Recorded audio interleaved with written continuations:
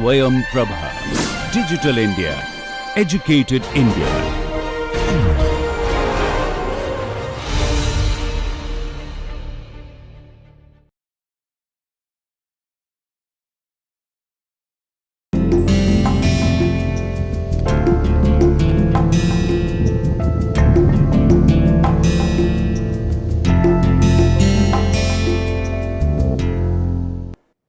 Hello and welcome back to the discussion sessions of the Production Technology Theory and Practice course. Now, let me remind you that in the last session we have gone through the discussion on the two models basically, those models clarifying the mechanics of metal cutting. Both models are of the thin zone model, meaning that the assumption is that the deformation takes place in a thin zone. I would like to remind you one thing, that this thin zone is not the real issue actually, because real case, because the deformation occurs in a zone. Okay. Now, as the temperature, as the velocity, cutting velocity increases, this zone becomes of course thinner. Okay. I mean zone where the plastic deformation occurs. So, if we are saying that the zone is assumed to be a plane, so that means either we are talking about at much higher speed, even then the probably the zone cannot be very thin. So, it is just an assumption. So, the first model we discussed the Merchants and Ernst model, where the assumption was, there are 8 assumptions, that these are the machining process is orthogonal machining overall. Okay. So, this is a 2-dimensional case, and the principle that has been adopted in that model of Merchants and Ernst is the minimum power consumption during the machining process. Okay.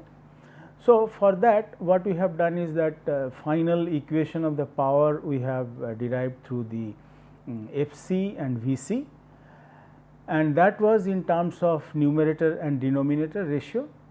And then we said that for the power to be maximum, the denominator has to be minimum, and the power to be minimum, the denominator has to be maximum, and therefore, the first derivative of the denominator has to be 0.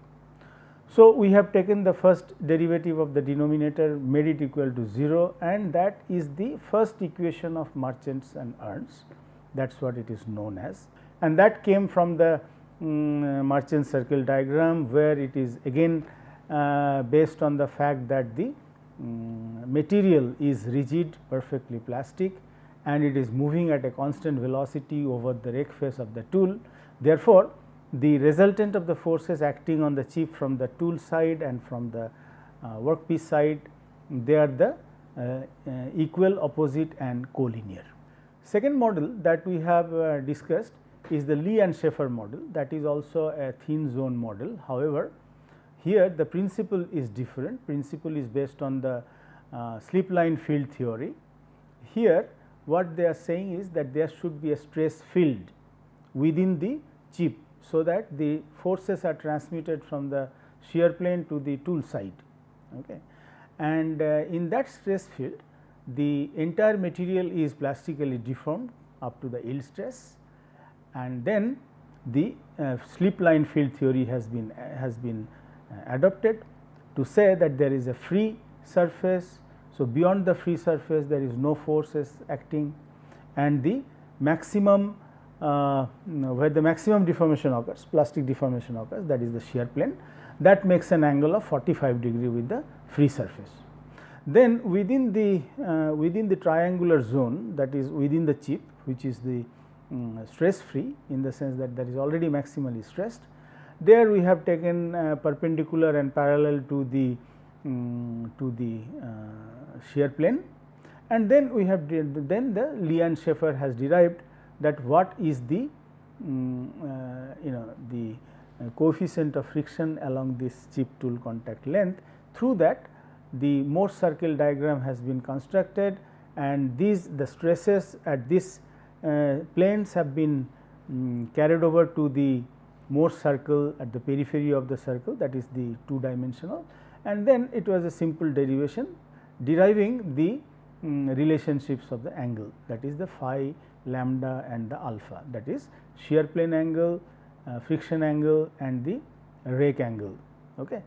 So, we have seen that the relationship that has been derived by Lee and Schaefer, that is very close to the derivation which has been made by the Marchants and Ernst. Okay. Although different principles have been adopted in deriving these equations and for looking into the mechanics of metal cutting in these 2 models. Next, we are going to discuss with you friction in metal cutting. Okay. Now, if you see in this slide, let us talk about first the nature of the sliding friction. What is sliding friction? That means, when 2 surfaces slide on each other with respect to each other, what happens? Okay. So, here what we mean is that when they are sliding, the normal force acting at the interface is not very high, or let us say not as high as in case of the metal cutting. Okay. So, since the solid surfaces have asperities, asperities are the undulations like that, here it is shown, all right. The real area of contact differs from the apparent area of contact. So, the real area of contact will be on the asperities, on these, when the 2 surfaces are meeting, this surface has asperities as well as that surface have the asperities. Mind it, these 2 are different surfaces. Let us say this is one part and this is another part. Okay. Apparent area is the geometrical area, which is let us say AA, okay, actual area. Now, in case when the load increases, the asperity deformation becomes initially elastic and then fully plastic, and the real area of contact is then a direct function of the applied load, independent of the apparent or the geometrical area of the surfaces. Next, here what is told in the second bullet is that when the 2 surfaces are resting on the asperities and the force which is being applied to the contact area, contact surface here. So, then these asperities initially they will be deformed, and they will be deformed elastically, and then gradually as the force increases further, this deformation becomes plastic, and then the real area of contact then, that is on the asperities which we have seen here, a direct function of the applied load. Applied load is let us say N, normal load. Okay. That will be independent on the apparent area of or geometrical area of contact. See, here what happens, what we are saying is that when the force is very high, okay, then the real area of contact may be almost equal to the apparent area of contact. Okay. So, this is the equation that we get. Here you can see that this is independent of the geometrical area. So, on the geometrical area it does not depend, it is only on the real area of contact. So, N is the normal force here we are saying, and sigma y is the yield stress of the softer material. Out of this, whatever is the softer material, this is the yield stress of the softer material. Now, during sliding, this is the case. Now, when they are sliding with respect to each other, shearing of the welded asperities occurs. Okay. These asperities, since they are welded, because the force is becoming more, these asperities will be sheared, and the mechanism described by the adhesion theory of friction, okay, when it is like that. So, the adhesion theory of friction says that F, that is the friction force, okay, this is equal to the tau and the A r. Okay. Now, therefore, the mu, as we know, this is the coefficient of friction, this is F by N, friction force divided by normal force, and friction force is shear force into the A r, because friction is always because of the normal force, and that is along the surface on which the normal force is acting. So, therefore, it is the shear stress, and the A r is the real area of contact. Okay, real area of contact, initially we said that these are on the asperities. So, therefore, the area on which it is actually resting, this is the real area of contact, and geometrical area or apparent area is the entire area irrespective of these asperities. Now, if we say that f is equal to delta and the AR, then n from here will be AR into the sigma y. So, therefore, AR is getting cancelled and this is tau divided by sigma y. This is the shear stress and this is the normal stress or this is the yield stress of the softer material. Now, this equation shows that mu, coefficient of friction, is independent of the apparent area of contact. Okay. And since this remains sufficiently constant, because these are the material properties. Okay. You take any material and for that particular material the shear stress and the yield stress values will be constant, they are not changing. So, therefore, mu remains sufficiently constant. Okay. Because here of course, it is only the ratio of the tau and the sigma y. So, this is constant. So, therefore, mu remains constant. Mu remains constant means the f is proportional to n. Okay. Now, in metal cutting what happens, the coefficient of friction can vary considerably. Here what happens, we are saying that mu remains constant. This is for the sliding friction, normal friction where the force is not very high, okay, not excessively high, let us say. In metal cutting, the coefficient of friction, however, does not remain constant as in case of the sliding friction. The variance of mu, that coefficient of friction, results from the very high normal pressure that exists at the chip tool interface. So, if we see the cutting process, all right, let me draw it in this way, that again this is the chip being formed, this is the workpiece, okay, and this is the tool, all right. So, now as this process goes on, so at this point normal pressure is very high at the tool tip. Okay. Now, this very high normal pressure that exists causes the real area of contact to become the equal to the apparent area of contact over a portion of the chip tool interface, meaning that if the chip tool interface length is this, okay, the normal pressure is maximum here, but it actually decreases as you go up as along the contact length of the tool and the chip. Okay. So, therefore, we are saying that up till a certain distance this apparent area of contact and the real area of contact become almost same, but beyond certain value of the length this does not happen. Okay. This is what has been said here. Now, this is again, if you see this, the real area of contact is almost equal to the apparent area of contact, and the friction force is A A and the tau F. Okay. So, here what happens, F is now independent of the normal force, okay, and the ordinary law of friction then no longer apply. Ordinary law of friction is this, all right, that mu is equal to F by n, which is tau by delta y, and this does not remain anymore applicable, because in this case the force is very high, normal force is very high, and the real area of contact is almost equal to the apparent area of contact.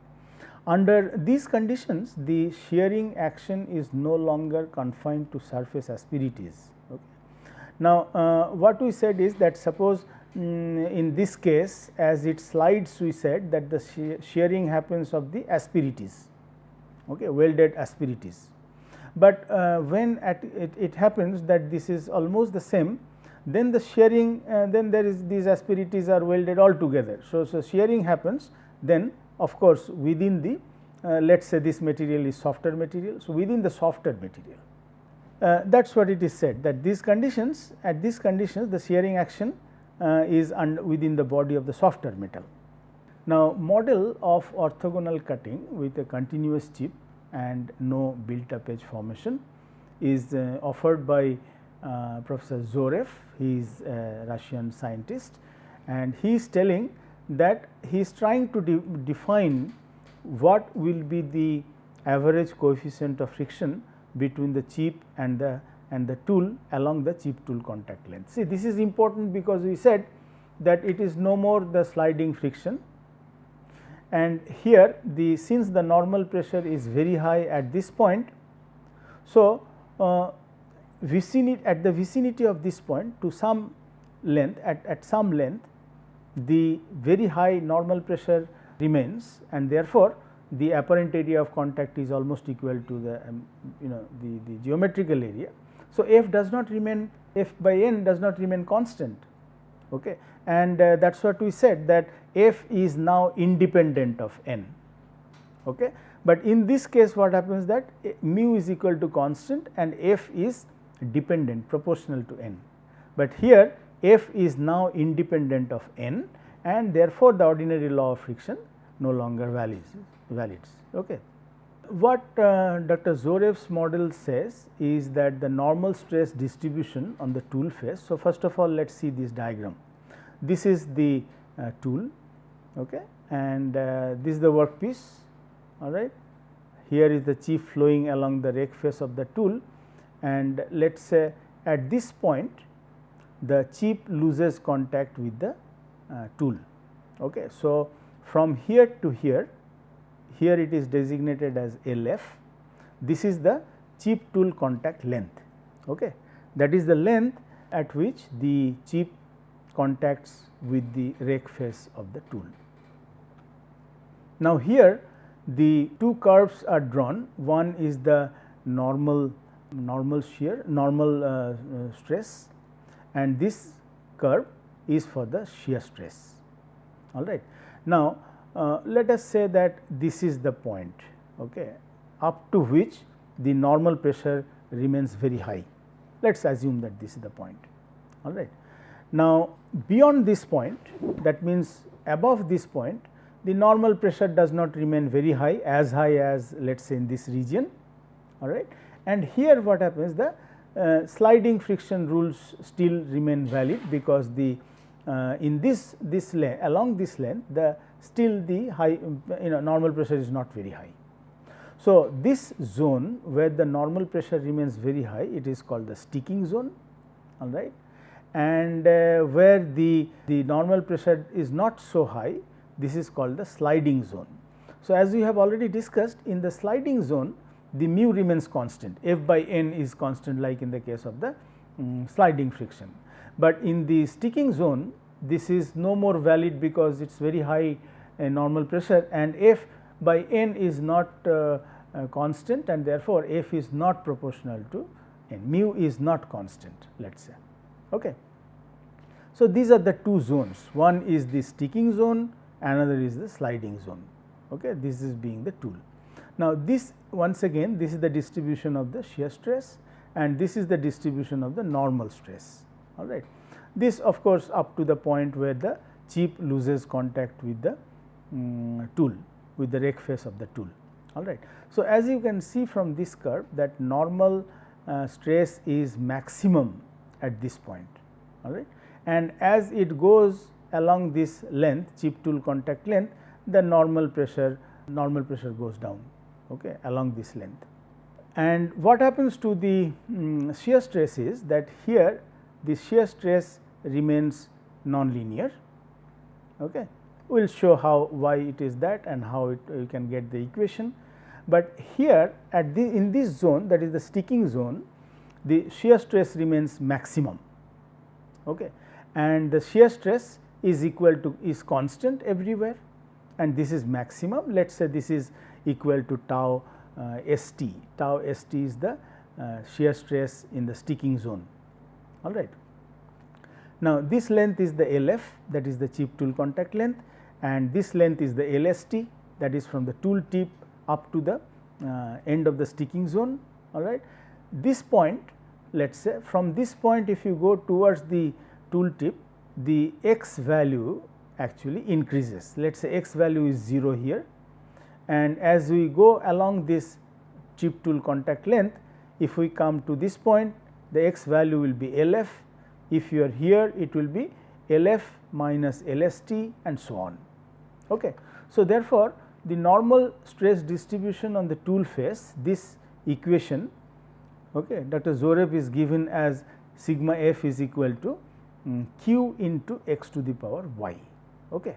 Q and y, these are constant, and x is the value, is the distance along the chip tool face here, okay, from the point where the chip loses contact with the tool. So, as I said that x is 0 here, and as you are coming towards this tool tip, the x value is increases. So, x value is maximum where x, this LF, x is equal to LF. Okay. So, sigma f maximum occurs when x is equal to LF. All right. Now, the sigma f maximum therefore, can be found out from the q and the x is LF, then all right, LF to the power y according to this equation. In the value of in the place of x, we are putting the value of LF. So, this is the maximum then, because we said that here it is the maximum normal stress that occurs. Okay.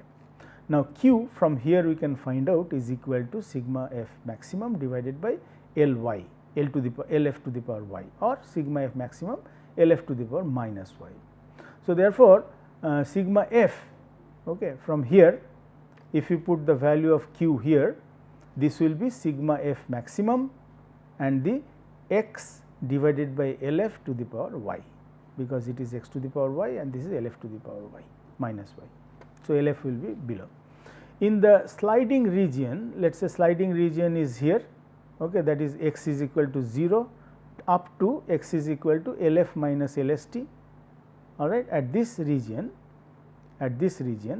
mu is constant and the distribution of shear stress in this region is given by, this is the distribution, okay, that this stress, that is the shear stress. So, the equation of this curve will be sigma f into mu, okay, that is normal stress into the mu will be the shear stress, and sigma f we already found out is sigma f maximum x by LF to the power y.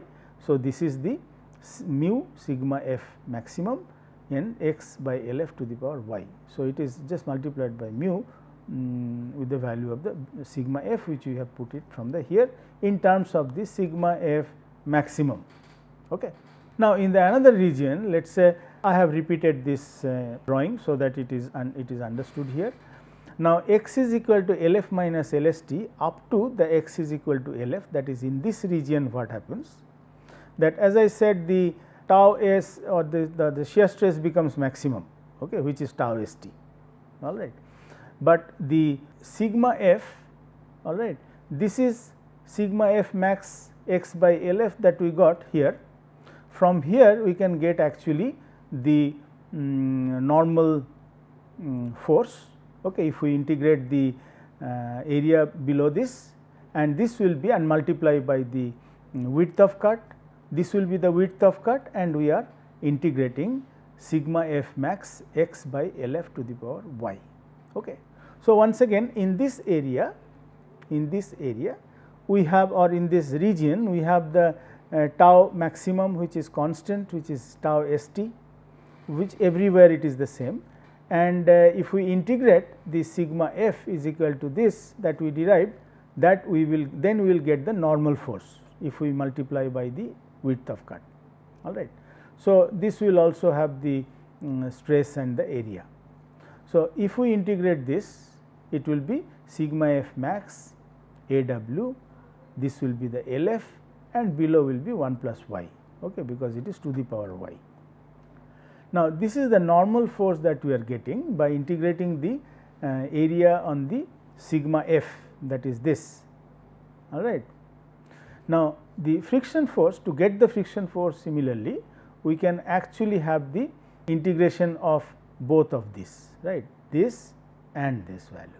So, this value you can see that, well, this value is easy because it is constant, tau st into the LST, LST is the length here, but for this we have to integrate, that is we have to take the area under this curve, and that will be from 0 x equal to 0 here up to LF minus LST here, and what we have to integrate is the tau. So, this is normal stress into the mu, Okay. What we have here, this we have to multiply by the mu. So, this will be the then stress, shear stress. So, then we are coupling them together, we are summing them up and we are getting the friction force, that is we are integrating the area under the entire curve of this tau, okay, from here to here and from here to here.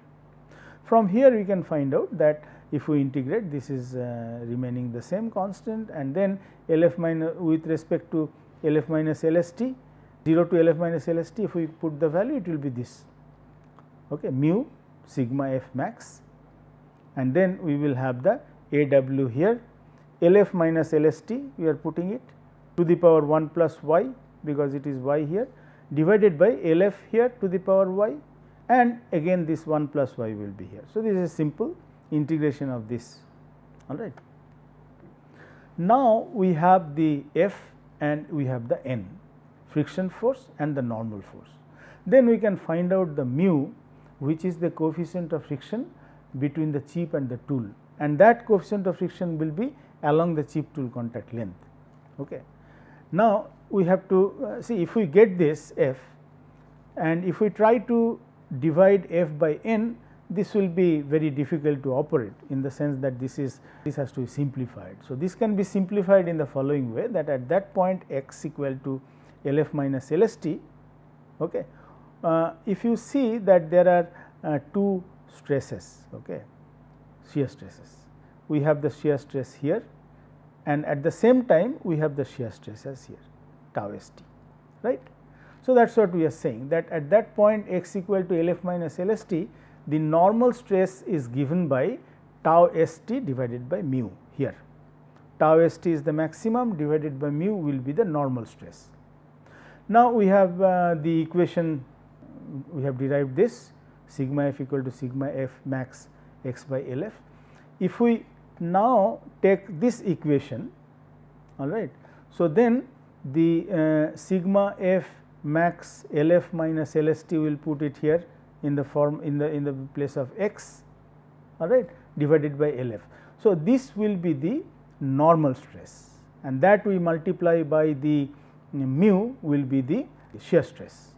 So, we have the shear stress as this, all right, and we have the shear stress as this, tau st we have, and we have this, all right.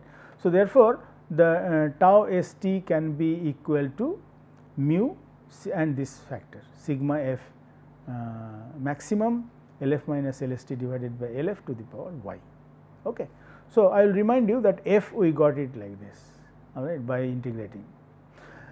Now, substituting this equation 3, what we got it here in the 2, that is f, then we are simplifying this factor, that this will be equal to tau st AW LST, this is remaining the same, but this factor is it is simplified. So, this will be tau st AW LF minus LST divided by 1 plus y. Okay. We are simply putting this value here, and we are getting here the tau st, this is important, all right. So, here the mu is gone, as you can see this. We try to avoid the mu and the sigma f maximum, which has been done here. Now, we can actually divide f, we can take the ratio of the f and n to get the tan of the friction angle, and the mean coefficient of friction on the tool face can now be expressed as this, all right.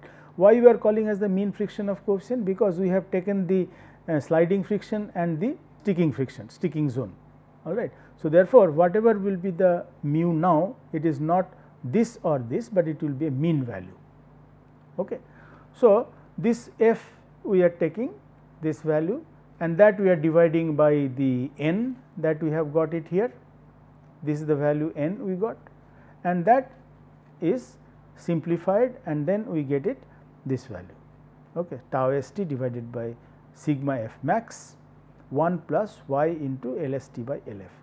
So, this has been seen that this is the value of the tan of lambda, which is the ratio of f by n, which is actually the mu, and that mu we are saying is the mean coefficient of friction between the tool and the chip along the chip tool contact length, all right. Now, the mean normal stress on the tool face is given by, now we are saying about the normal stress. Okay. This is N, which is the normal force which is acting on that face, divided by the area. Okay. And the area is the width and the length. So, this is the AW is the width and the LF is the here LF is the chip tool contact length. So, in this we are saying that this will be the mean normal stress on the tool face, all right. So, this can be taken as sigma f max divided by 1 plus y, okay, that we have derived here. Now, therefore, the sigma f max from here we can find out as 1 plus y into sigma f average, all right. Now, you must understood that n value we have here, I have written down here. Put the n value here and that these things will be cancelled, AW and LF, and it will be sigma f max divided by 1 plus y. So, now if we substitute sigma f max, all right, then we will be getting it that lambda, this value in here, is equal to arc tan, tan inverse arc tan of this value. Okay. This is tau s t and this altogether. Now, in the experimentally it has been seen that tau s t and this value, okay, that is the entire value of this, okay, this value, this remains sufficiently constant in the practice, all right. So, therefore, what happens that this is for a given material, of course, over a wide range of unlubricated cutting condition particularly, okay, because you understand that unlubricated is a condition, because when we are having the lubricated cutting condition, then of course, the mu comes into picture, all right, and it actually changes the condition. So, it may not remain so much of constant as we say for the unlubricated condition. So, therefore, what happens is that lambda is becoming arc tan of the constant, which is, let us say, some constant which is k. Okay. This k is the constant divided by sigma f average. Now, this is the equation that is the conclusion of Dr. Zorev's model, all right, and this equation actually shows that the mean angle of friction is mainly dependent on the mean normal stress on the tool face. Sigma f average is nothing but the mean normal stress on the tool face. This explains the fact that as the normal working normal rake increases, working normal rake is alpha n, as it increases, the component of the resultant tool force normal to the tool face will decrease. Okay. So, as it is increasing, that is the alpha n, okay, this is the normal rake angle.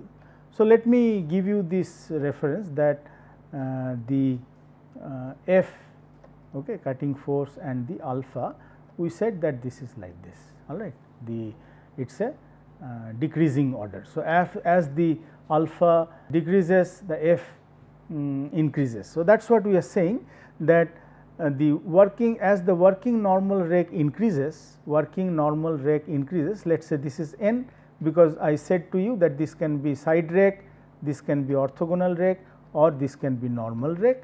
So, as the normal rake increases, the component of the resultant tool force normal to the tool face will decrease, okay, Fn, and therefore, the mean normal stress will decrease, this one, and the friction angle will increase. So, here what happens is that if it is increasing, so Fn will decrease.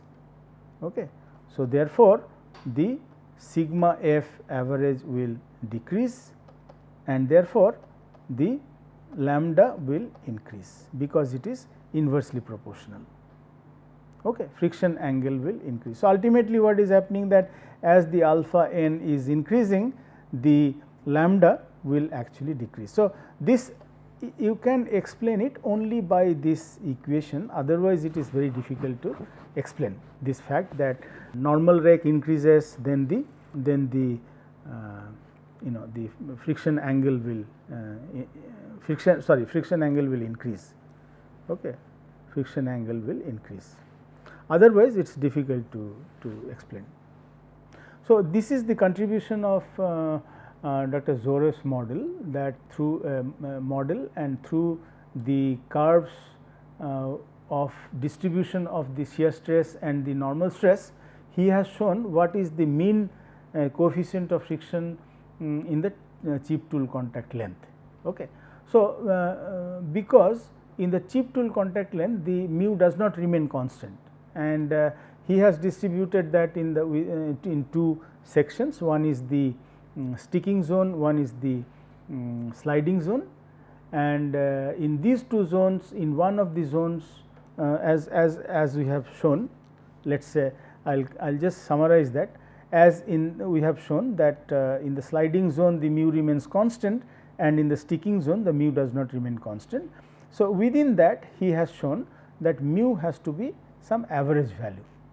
Okay. And finally, he has shown that this is the relationship between the sigma f average and the friction angle, and as you know that friction angle, it has the with the relationship with the mu, because f by n is mu, and this is the friction angle, this is a tan inverse of f by n. All right. So, this is the gist of this Zorev's model, through which he is finding out the mean coefficient of friction between the chip and the tool during the metal cutting. Okay. Now, let us see the next what we will be discussing here are the practical machining operations. So, here schematically or pictorial views of some of the processes you can see, which you will also see in the lab. This is the, of course, the turning, where you can see that this is the tool and here is the workpiece. This is the milling process.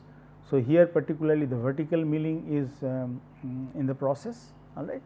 This is the drilling. So, this is the drilling machine, and the hole is being drilled here, as you can see that this is the workpiece. This is the sawing, where we have the saw and the material is being parted, okay, cut.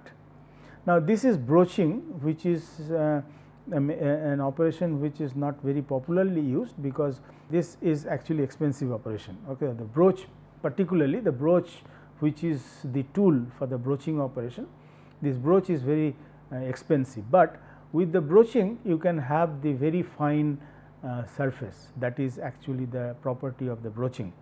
And the broaching can also have the, you can use the broaching process for making the internal slots, which is otherwise very difficult to get it. All right. And here the process is showing, here you can see that there the keyholes are being made. Okay. Or in this case, this is of course the slots which are along the axis of the workpiece. These slots are being made for the shaft to go in, as you understand. And this is the shaping or planing, and we will explain later on what is the principle of shaping, what is the principle of planing, in which basically the flat surfaces are obtained, but also the inclined surfaces and the grooves, they can also be made here with the shaping or planing. Okay. Now, here what is shown here is the turning. Let us talk about turning first. All right. This is the pictorial view or the 3-dimensional view. This is the workpiece, and the tool is here. Tool is mounted on the tool post, which is not shown here, and it is turning. So, the workpiece is rotating. Let us say this is the n, okay, RPM, and the material is removed as the tool is being fed along the axis of the workpiece. This is the axis of the workpiece. So, in one of the sessions, previous sessions, I have explained that this is the force which is the feed force, which is along the feed direction, that is why it is called the feed force. This is the radial force, this is radially directed, and they are summing on the horizontal surface. Okay. This is the Ft, which is the summing of the Fr and the Ff. So, once again I will remind you that it is somewhere made here, no. So, F t is the thrust force, this is root over F f square plus F r square. Okay. So, this is the thrust force, and the cutting force will be here in the vertical direction, and from this point to the front point below is the resultant force. So, the resultant force will be equal to F c square root over plus F t square. Okay. This is once again I am repeating.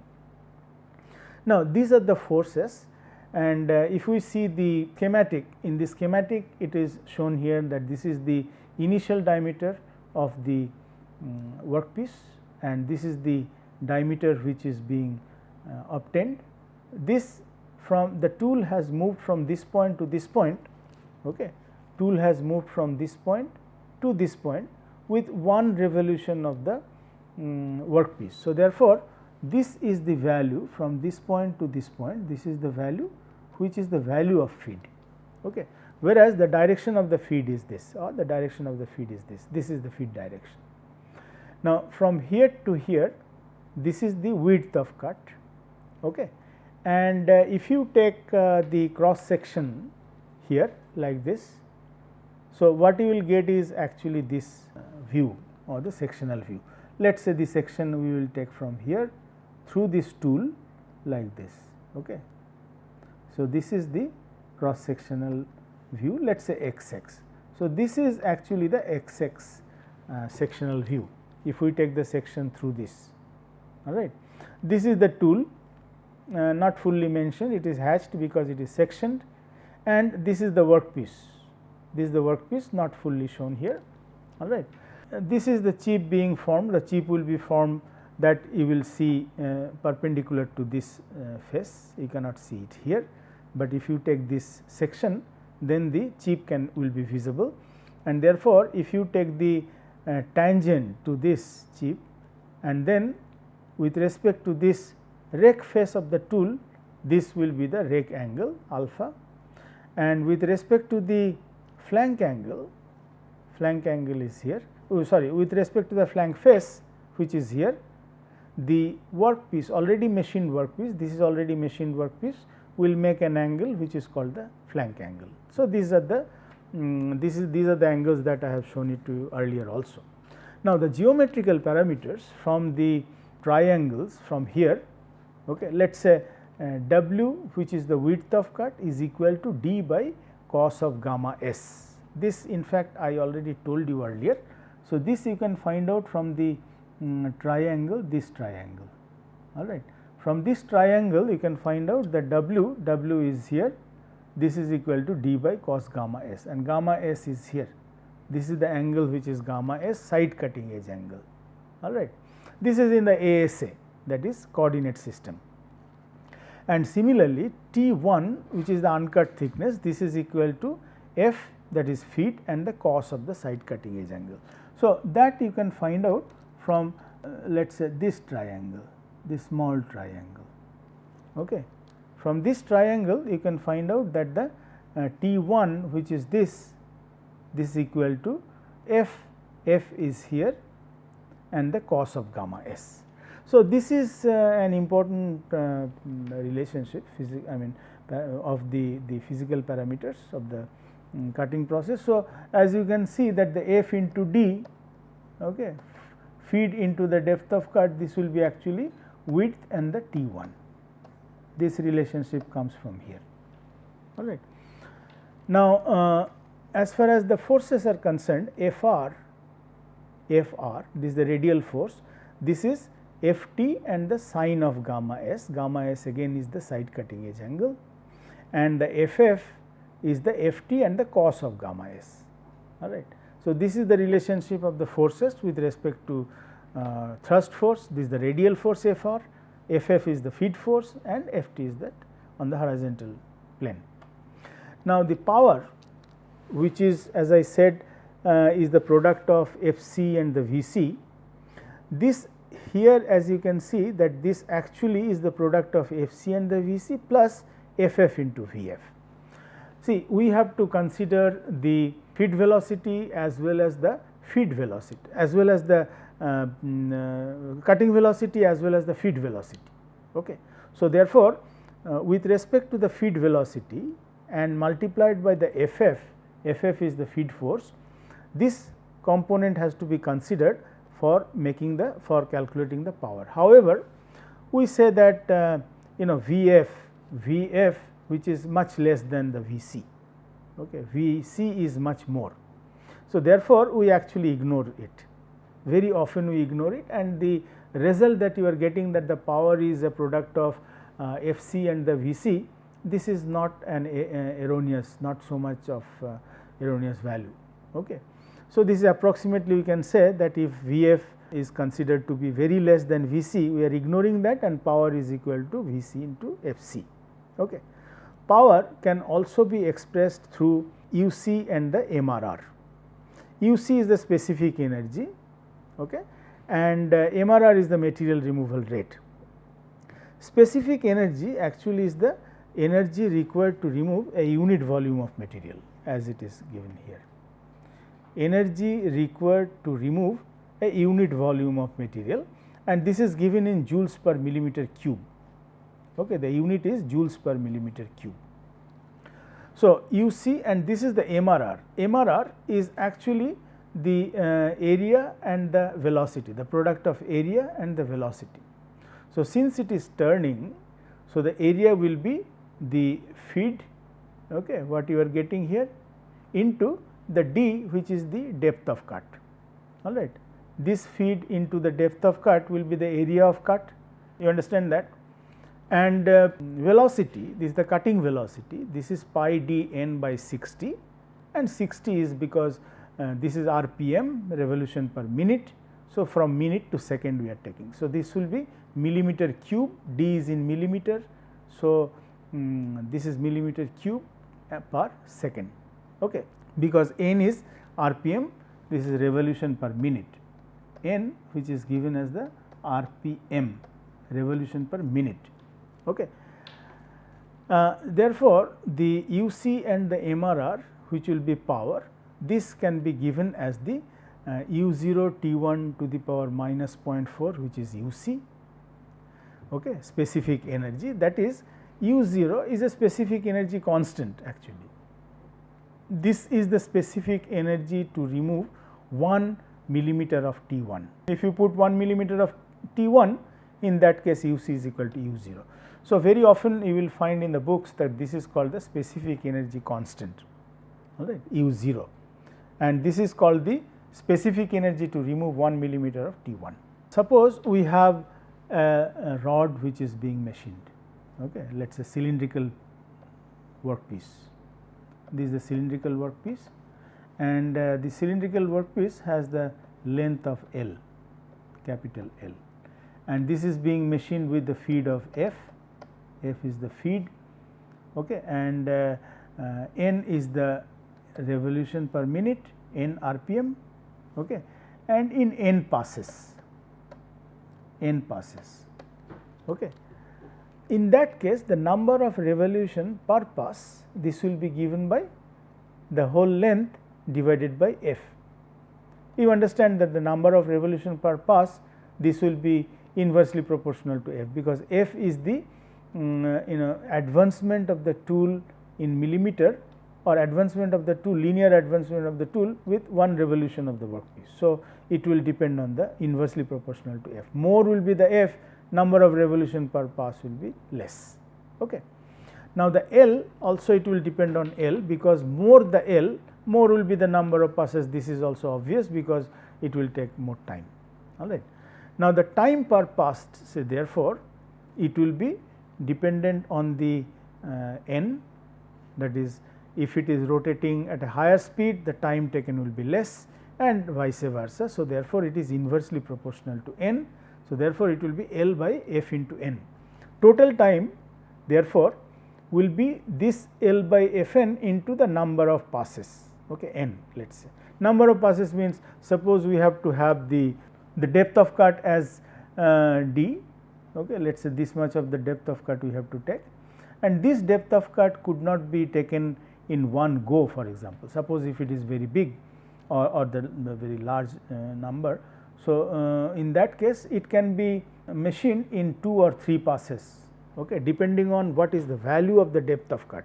If the value of the depth of cut is large enough, in that case it is we need several passes.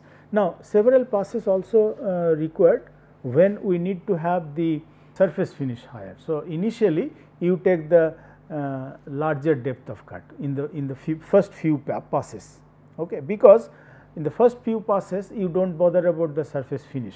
Okay. The more the material removal, less will be the surface finish, by the way.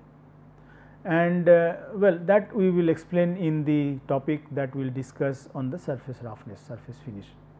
Now, the final pass or final 2 passes, you take very little depth of cut, so that the finishing operation can be performed and the required surface finish can be performed.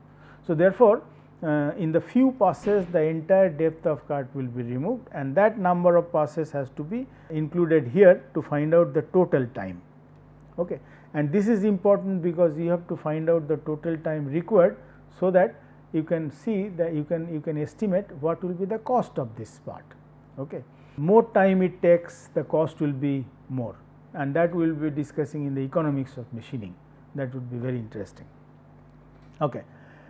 Now, let us see what happens in case of shaping and planing. Okay. Now, in case of shaping and planing, you can see that the forces which are acting during the process is different. First, let me tell you few things about shaping and planing. Of course, we will tell you in more details in the laboratory. We will show you the shaping machine and we will show you the shaping machine in action, I mean how the shaping machine works. So, both the shaping and the planing operations are used to get the flat surfaces as well as the inclined surfaces, all right, or the groove, for example. All right. Now, the tool that is used in the case of both shaping and planing, this is very similar to the turning tool. Okay, you can see that. Now, the difference between the shaping and the planing machine is in the quick return mechanism.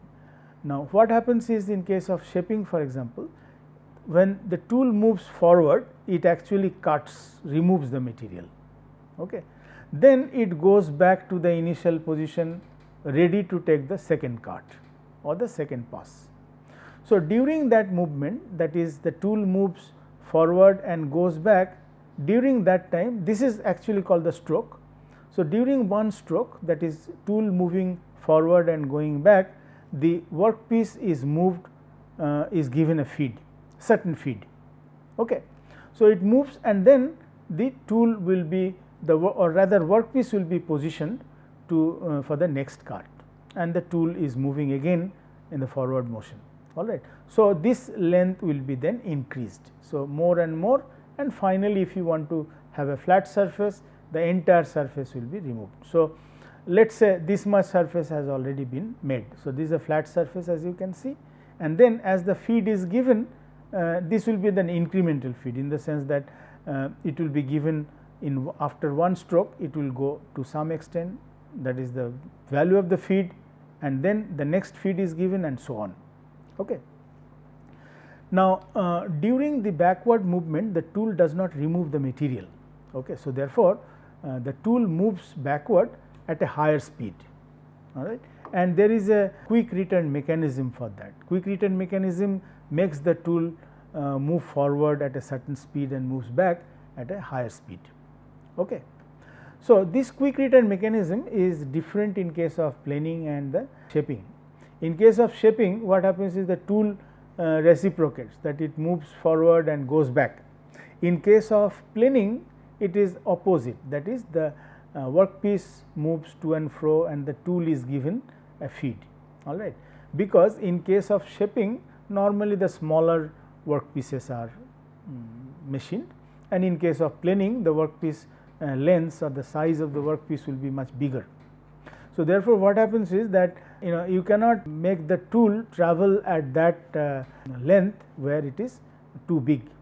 So, tool is in that case stationary for planing, okay, and the workpiece reciprocates. So, the stroke then will be the workpiece movement forward and the workpiece movement backward. At that point, after one stroke the tool will be given a feed perpendicular to the direction of the stroke. Here for example, the shaping is shown. So, shaping tool reciprocates and the feed is given in the direction perpendicular to the movement of the tool. All right. Now, as I was telling that the forces which act here on the shaping and the planing both, these are different. Now, here it is the feed force. Feed force will be also along the direction of the feed. Okay. This is the normal force Fn, and the normal force is perpendicular to the already machined surface, this surface. So, their summing up of the Fn and Ft will be Fn and F will be the Ft, meaning that F square and Fn square root over will be the Ft. Okay, like in case of the turning, but in turning it was the radial and the feed force. All right, here it is the feed force and the normal force. Now, the cutting force will be directed perpendicular to that, perpendicular to the this thing, and along the VC, perpendicular to this tool edge and along the VC. VC is the cutting velocity, all right, and the cutting velocity in this case is the movement of the tool, because tool reciprocates, it moves at a higher it moves forward, and at a higher velocity it moves back. All right. So, this is the cutting velocity and the feed velocity is given to the workpiece. All right. So, Ff here is the Ft and the cos of gamma s as in case of the turning, and similarly the Fn is the Ft and the sine of gamma s. Okay. Now, in this case the gamma s is this angle, gamma s is this angle, and this angle in case of shaping it is called the primary principal cutting edge angle. Okay. This is the difference between the gamma s in case of turning and in case of shaping. Here this is the gamma s. All right. So, exactly to be for you to see this, suppose this is the tool. Okay. So, this is the one, I mean here. Okay. This is the primary principal cutting edge angle, because this is the principal cutting edge for the tool. So, this is the schematic diagram, this is the 3D picture, and here you can see the geometrical parameters. Geometrical parameters are that this is the feed, that means the movement of the workpiece here, that because the feed is given to the workpiece, all right, along the direction of perpendicular to the VC in one stroke, this is the feed, because as I said the tool moves forward and then it goes back, then only the feed is given. So, this is the F, this is called the feed. All right. Similarly, this is the depth of cut, and the other parameters which are here I will discuss in my next session of discussion. Thank you for your attention.